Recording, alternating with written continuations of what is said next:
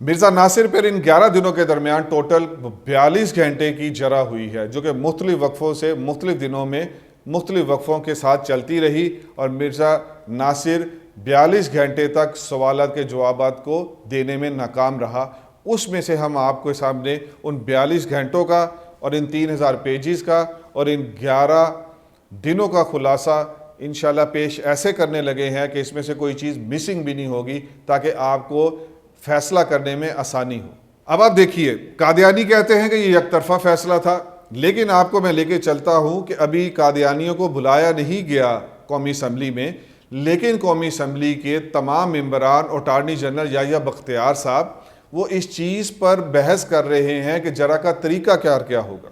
اب سن لیجئے اور خود فیصلہ کیجئے کہ یک طرفہ نہیں بلکہ انتہائی عادلانہ قسم کی یہ کارروائی ہوئی ہے۔ صرف اٹارنی جنرل صاحب کو سوال کرنے کی اجازت ہوگی، کوئی اور سوال نہیں کرے گا۔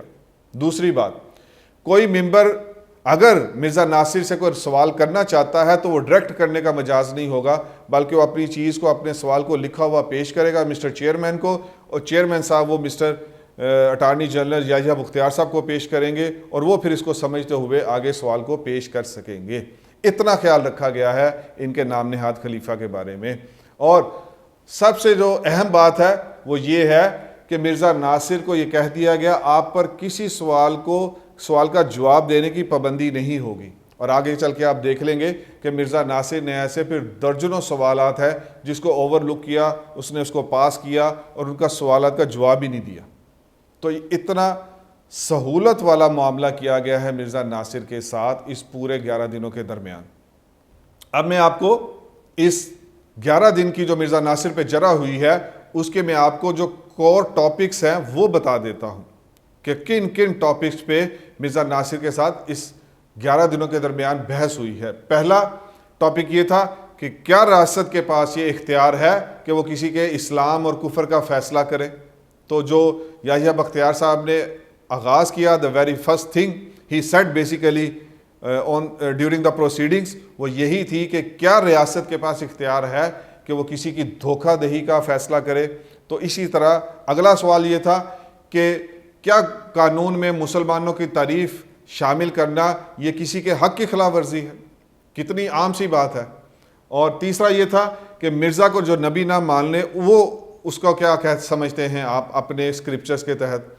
کیا مرزا نبی اور رسول تھا؟ چوتھا سوال یہ کیا گیا۔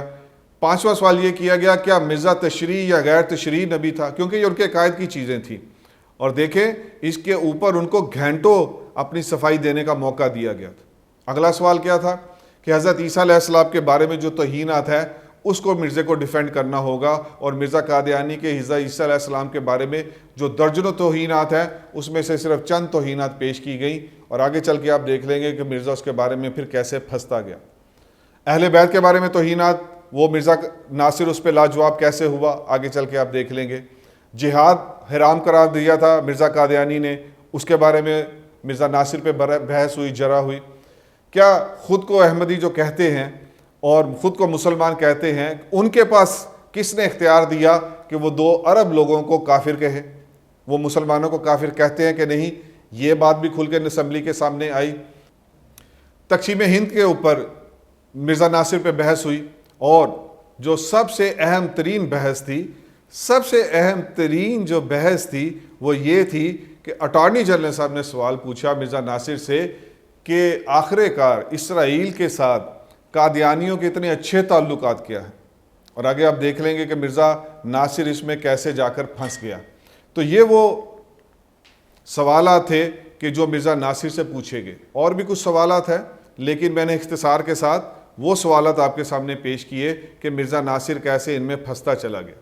اور جب یہ پروسیڈنگ چلتی رہی، مرزا ناصر کے ساتھ 11 دن پروسیڈنگ چلی ہے، لیکن آپ یقین جانیے کہ صرف 2 دنوں کی پروسیڈنگ کے بعد جو عوام ہے، یعنی جو ممبران اسمبلی ہے، نہ وہ حافظ ہے، نہ عالم ہے، نہ وہ بہت بڑے کوئی مفتی ہے، لیکن ان کے الفاظ کیا ہیں، میں ان 3000 پیجز میں سے آپ کے سامنے چند الفاظ پیش کرتا ہوں۔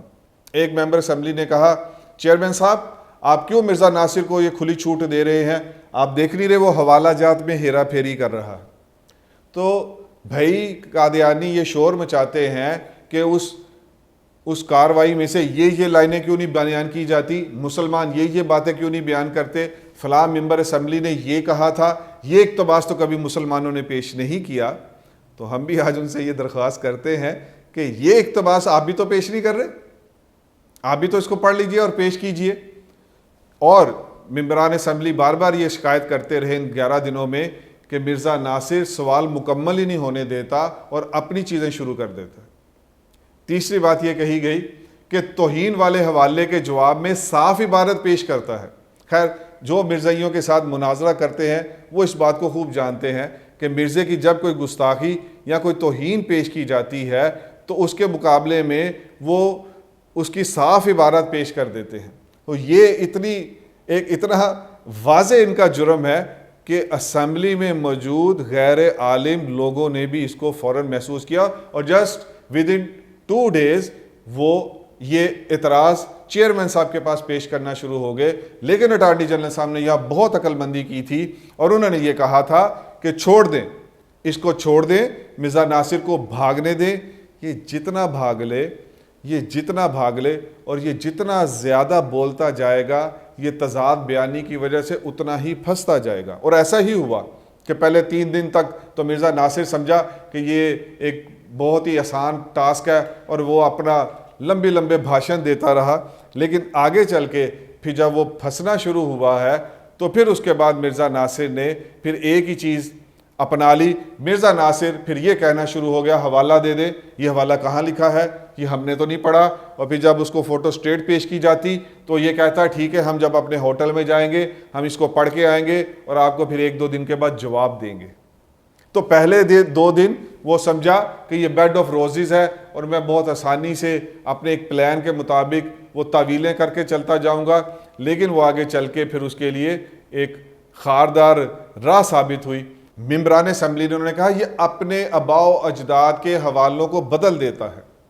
اب یہ کوئی عالم نہیں کہہ رہا, یہ پوائنٹ ذہن میں رہے. اگلا پوائنٹ کیا کہا, تعویلیں بڑی لمبی کرتا ہے. اور ایک ممبر اسمبلی نے کہا چیئرمین صاحب آپ اس کو روکیے, مرزا ناصر ایسے گفتگو کر رہا ہے کہ جیسے یہ کوئی امام خطیب ہے اور ہم اس کا خطبہ سننے نہیں آئے یہاں. تو بھئی قادیانیوں سے یہ درخواست ہے کہ آپ جو کہتے ہیں کہ فلاں اقتباس پیش نہیں کیا گیا تو ان اقتباسات کے بارے میں ہم اب آپ کا موقف جاننے کے لیے منتظر رہیں گے اور آپ کی طرف سے کیا جواب آتا ہے ہم اس کے بھی منتظر رہیں گے کہ یہ 3000 پیجز بھرے پڑے ہیں ان کی وجہ سے. اب ہم تھوڑی سی ڈیٹیل میں جائیں گے. اب ہم اگلے نیکسٹ سٹیپ پہ جاتے ہیں کہ ہم نے جو بتایا کہ کن امور پہ گفتگو ہوئی, ان امور میں جو بہت اہم باتیں ہیں جو کبھی باہر نہیں آئیں ان 50 سالوں میں, ہم ان کو اب باہر لانے لگے ہیں. تو آپ اس کو ذرا غور سے سنیں. سب سے پہلے جس موضوع پہ بات ہوئی وہ تھا کہ مرزا کا کافر منکر ہے, جو ہے وہ کافر ہے کیا ہے. تو اس کے اوپر کو 2 دن تک اپنی طرف سے وہ بہت بات کو گھماتا رہا. کبھی کہے کہ وہ دائرہ اسلام سے خارج ہے, پھر کہے کہ وہ ملت اسلامیہ سے خارج ہے, کبھی کہے کہ وہ گناہ گار ہے, کبھی کہے کہ وہ قابل مواخذہ ہے. تو آپ سمجھ رہے ہیں کہ وہ ان چیزوں میں جمپ ان جمپ آؤٹ کرتا رہا اور وہ سمجھتا رہا کہ میں پکڑا نہیں جاؤں گا. لیکن وہ 2 دن تک تو بہت آسان رہا اس کے لیے, لیکن آگے چل کے وہ پھنسنا شروع ہو گیا. جب اٹارنی جنرل صاحب نے کہا کہ اس بات کو کہہ کے کیا وہ دائرہ اسلام میں ہے, تو وہ کبھی کہے جی کہ دائروں کی بھی قسمیں ہیں, کوئی بڑا دائرہ ہے کوئی چھوٹا دائرہ ہے. تو اب یقین جانیے it's a very funny tale. میں نے تو اس کو 2-3 دفعہ پڑھا ہے, ہزاروں پیجز کو پڑھا ہے, اس کے بعد میں یہ آپ کے سامنے لایا ہوں. But it's a very funny tale. آپ سمجھیں گے کہ آپ ایک کوئی کامک بک پڑھ رہے ہیں. یہ جو کاروائی ہے 3000 پیجز کی, یہ آپ سمجھ لیں کہ کامک بک پڑھ لے ہیں یا آپ کو اسٹیج ڈرامہ دیکھ رہے ہیں. یہ اتنی عجیب اور اتنی مضحکہ خیز قسم کی یہ ساری رپورٹنگ ہے. چیئرمین اور ہاؤس نے اعتراض کیا تو اٹارنی جنرل نے کہا کہ بولنے دیں, جتنا بولے گا پھنستا جائے گا. تو یہ بڑے پہلے دن کی یا دوسرے دن کا یہ مکالمہ ہے.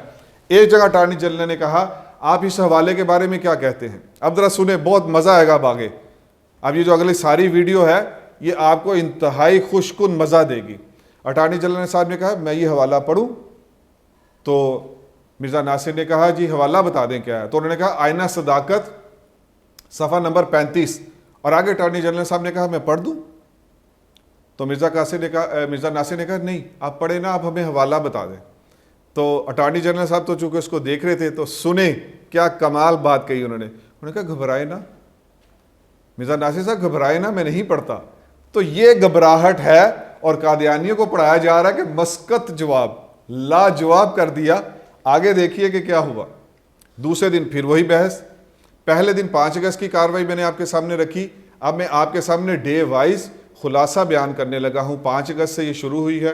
6 اگست کی کیا اہم بات ہے وہ میں نے اپنے سامنے سلائیڈ کی صورت میں رکھی ہوئی ہے. میں وہیں سے آپ کو یہ ساری چیزیں بتا رہا ہوں کہ یہ آن ریکارڈ باتیں ہیں، یہ کوئی ہوائی بات نہیں ہے. 6 اگست کی کارروائی بھی یہی چلتی رہی کہ جو منکر ہے مرزا قادیانی کا، وہ دائرہ اسلام سے خارج ہے، ملت اسلامیہ سے خارج ہے، یہ کیا ہے، اور اس میں وہ پھنستا رہا.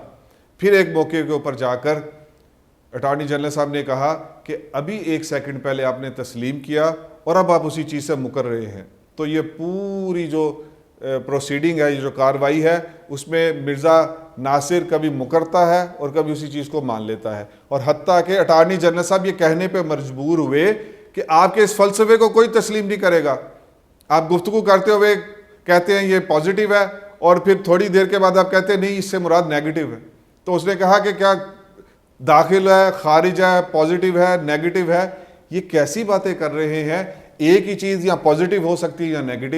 یہ سمجھانا چاہا مرزا ناصر کو اٹارنی جنرل صاحب نے، لیکن وہ کہاں سمجھنے والا تھا. پھر 6 اگست کی ایک اور اہم بات